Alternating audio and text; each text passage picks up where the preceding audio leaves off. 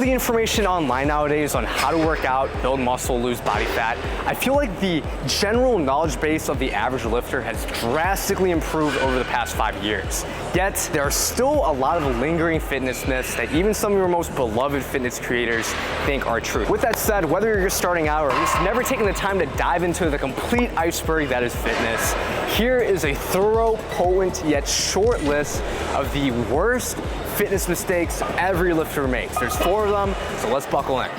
You see, you're only taking a set to failure if you're actually going to failure.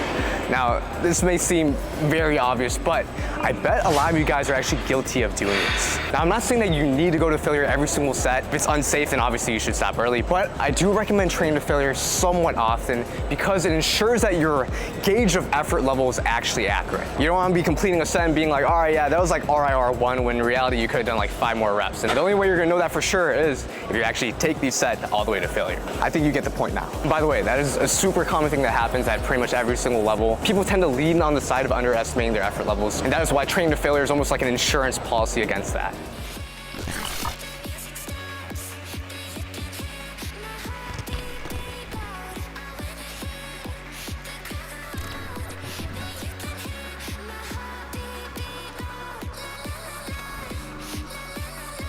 Okay, now, the second big mistake that a lot of people tend to make is completing every single rep of every single set of your workout, essentially acing the entire workout. For example, let's say your workout calls for you to do 3 sets of 10 on bench press. Person 1 completes all 10 reps for all 3 sets at 135 pounds, claiming they went to failure. Person 2 gets 9 out of 10 on the first set, 8 out of 10 on the second, and 7 out of 10 on the third, all at 135 pounds as well, and also training to failure. Now let me ask you, whose workout was likely more productive for hypertrophy? Person 1 or person 2? Now me personally, I will put my money on person number 2 who didn't complete all their reps in each set. Because just like I explained earlier, it's hard to know if you're actually training to failure if you're not actually going to failure. And if you're completing every single rep of every single set like in person number 1, chances are you're likely not actually training all the way to failure. Especially since there's also no rep drop off as he got later into his sets. Realistically, unless he's enhanced or Superman or something, you probably would have seen some sort of performance drop off by the 3rd set if he was actually training super hard. Thus we can assume that person number 1 is not actually training to failure. And it's up in the air whether he's even close to failure at all. Compared to person number 2 who technically hit failure in all 3 sets and has room to progressive overload by adding a rep or 2 on each set week after week. You see, in general, the harder you train, that is the higher the intensity of your working sets, the more likely you're doing what you can to maximize muscle growth. If you find yourself training like person number 1, staying on the same weight every single week, same amount of reps, same amount of sets, everything's pretty much the same, that is a sign that you probably want to increase the weight, embrace failure, so that your sets resemble more person number 2. Now, a great way to build this into your program is actually following a lower volume split, as well as giving yourself a rep range instead of a target amount of reps. So instead of 3 sets of 10 for bench press, maybe you'll do 2 sets of 5 to 10. From there, I can reasonably say that you can train all the way to failure without running into any systemic fatigue issues in the long term because your volume is going to be lower. Here's how to know when you should actually increase, decrease, keep the weight the same. I'm explaining it all right now. Now, if you hit failure below the bottom of your rep range, so in this case less than 5 reps, lower the weight. If you hit failure within 5 to 10 reps, you keep the same weight and aim to eventually get to 10 reps week after week. Lastly, if you hit failure at or above 10 reps, you can safely increase the weight. And I promise you, this will ensure that you're definitely actually training hard enough. Also real quick guys, if you're looking for some high quality gym wear that's not like exorbitantly overpriced, I highly recommend you check out Able. They got some new colorways for their oversized tees, shorts, etc. And if you're gonna cop something, don't forget to use code PATH to get an extra 10% off at checkout. Support would be much appreciated. Let's get back into it.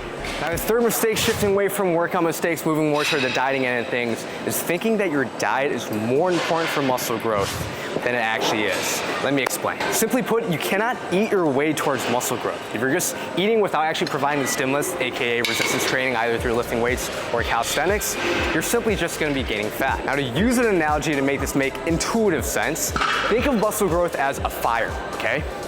Now think of the diet as firewood and lifting weights as lighting a match. Now the diet is in fact important for muscle growth, don't get me wrong, but without the spark that is lifting weights, you're not going to be providing your body the stimulus to actually build muscle in the first place. And thus, eating in a calorie surplus, bulking, whatever you want to call it, without lifting weights isn't going to lead to any muscle growth. Understand this. In fact, eating in a calorie surplus without working out is essentially just going to lead to fat gain. Now, comparatively, if you're eating at maintenance or a small deficit, but you're working out, even though the dieting end isn't essentially optimized for muscle growth, you're still going to have a better time building muscle because, again, you're lifting weights in the first place. So I think you have to detach the thought of eating equaling muscle growth when in fact it's really lifting weights, providing the stimulus that actually leads to muscle growth, and then eating to support that whole process. But I don't want you to misconstrue this and take this as me saying that dieting isn't important for your overall aesthetics, because unlike with muscle growth, you can actually technically solely rely on dieting alone to get to a lower body fat percentage, aka get leaner, fat loss. Now, I don't recommend it, but it is technically possible. And I think this is where the confusion comes in, because when it comes to fat loss, I would say the dieting portion probably does move the needle more so than the cardio portion. And this is why you hear the saying that you can't really outwork a bad diet. Now, I'm gonna use another analogy. It's the last one, I promise. Think of dieting in the context of trying to lose fat, aka eating in a caloric deficit, as playing defense. And then think of doing cardio, so trying to burn more calories, as playing offense. Only thing is, the game you're playing is volleyball. And if you're not dieting, meaning you don't have any defense, you can't even receive the ball, meaning if the team has the ball, they're literally just gonna keep on scoring and scoring with you, and you can't really catch up. This is intuitively how you should think about the dieting end of things compared to the cardio end of things when it comes to fat loss. You can't really burn enough calories if you're eating a totally terrible diet full of high-calorie stuff.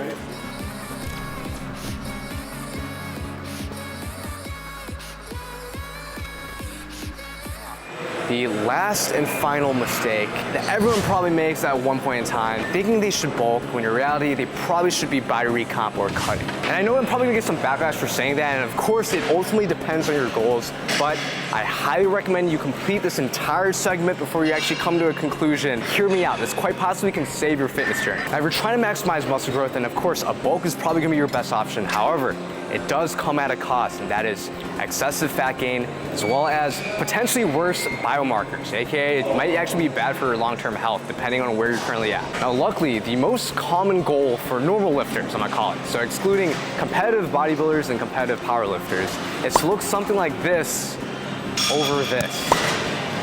And of course, I'm not knocking any of these bigger guys' physiques. I'm literally just pointing out the difference. Because the fact of the matter is, most people are after a lean and muscular physique, not necessarily a as big as possible, most muscle growth type of physique. And the thing is, unless you're super skinny and super lean at the same time, so think of someone like David Lade, a bulk is probably not your best option, because if you have any thought of wanting to lose body fat in order to achieve a lean physique, so if you're skinny fat, if you're at a higher than desired body fat in general, you're likely gonna wanna be focused on fat loss in some sort of way in order to actually get to that aesthetic point. In fact, I'm willing to make a bet that most people in the modern world, especially Americans, will likely look better and more muscular if they actually focus on fat loss, because currently, on average, your body fat percentage is probably too high. And because of that, a body recomp or a cut will better serve them compared to, let's say, a bulk. And that is the truth that pretty much nobody wants to hear. And even if you're skinny fat, you'll likely look better at the same or even a little bit less weight by focusing on a body recomp, gradually getting leaner slowly over time while still also working out consistently, still applying progressive overload, training like you're quote-unquote bulking and trying to build muscle. And in fact, in reality, you could probably do a little bit of both if you're skinny fat and you're a newer lifter. And this doesn't mean you need to go to the other extreme and get to like 8% body fat and super lean and feel terrible or anything. All I'm saying is get to around, let's say, 15% body fat. You're gonna be leaner than most individuals already. And if you're training consistently, applying progressive over time, like I said earlier, you're likely also gonna be building muscle on the way, and your body composition overall is gonna be definitely better than when you started. And then from there, then you can reassess and think, okay, if I really wanna focus on building muscle, perhaps I can do a lean bulk at that point in time. Or maybe I'll just maintain, keep my body fat percentage relatively the same and see how much muscle I can put on from there. You generally have more options once you're lean, and overall you're gonna look pretty dang solid. Now ultimately, I'm not telling you guys what you wanna hear, I'm telling you guys what you need to hear. I want each and every one of you guys to actually achieve your dream physique, maintain it, and more important than that, I want you guys to actually do it in a healthy manner. So with that said, thank you guys so much for watching this video. If you're interested in getting more personal guidance,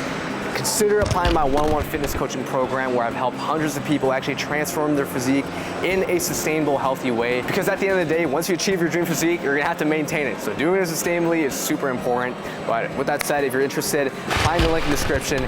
Thank you guys so much for watching this video. Hit subscribe to level up your physique, and I'll see y'all on the next one. Peace.